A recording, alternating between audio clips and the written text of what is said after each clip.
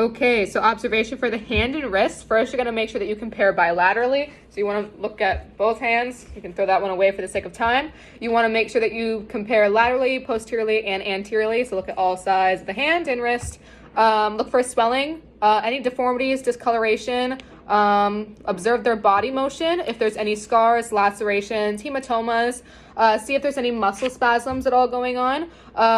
If the patient's facial expression, like walking into the clinic, is the athlete holding or supporting or favoring their arm or limb, position of the limb, do they have an ulnar drift, any rotation of their fingers, are they like more in or out, and check their fingernails to make sure that there's no bruising or anything, and if they're colored, then you're going to have a difficult time. Next, you want to make sure they don't have a swan neck deformity. Clearly he does not. Swan neck deformity is mainly when this is going to be bent down, and I can't pronounce it right, like boutonniere deformity. Ouch. Can't say it right. It's when it's more like that. He's good.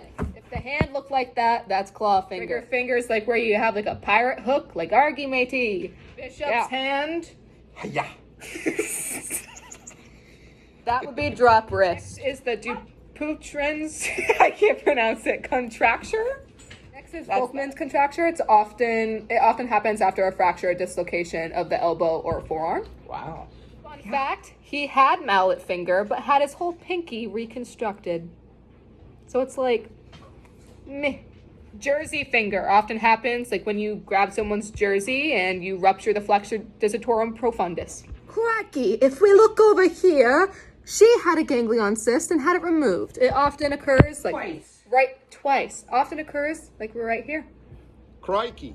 Can't pronounce it. Starts with a P when you got pus by the nail. Really hope you don't have that. Peronchia. Yeah, sure. Just check their nail beds and make sure that there's no like hematomas or bruising or darkness underneath them.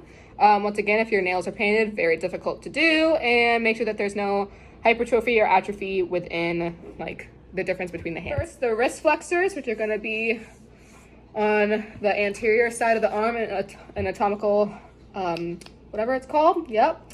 Flexor carpi ulnaris here, flexor digitorum profundus up here, and then flexor digitorum superficialis, which is more superficial. Then we have the flexor carpi radialis, which is going to be more on the radial side, and then that's it for the flexors. On to the extensors. I'm just saying that dads will be dads and say what they think people want to hear.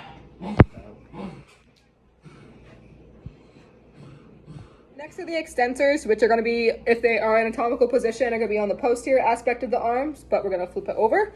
So extensors are going to be here. Extensor pollicus longus is going to be the longer one here, and then extensor pollicus brevis is going to be shorter. And then the anatomical snuff box is going to be right in between them. All right, and then abductor pollicus longus is also going to be right there as well. Next, you got to check the metacarpals through here. Then you are going to check the collateral ligaments of the MCPs and the IPs, the phalanges, and then the radius, ulnostyloid process, distal radius and styloid process, Lister's tubercle. Next is the scaphoid. Then you have the trapezium. Then the pisiformis up here. And then you have the hamate, which is going to be more up here. Then the capitate, which is more medial. And then the trapezoid, which is in between the capitate and the trapezium.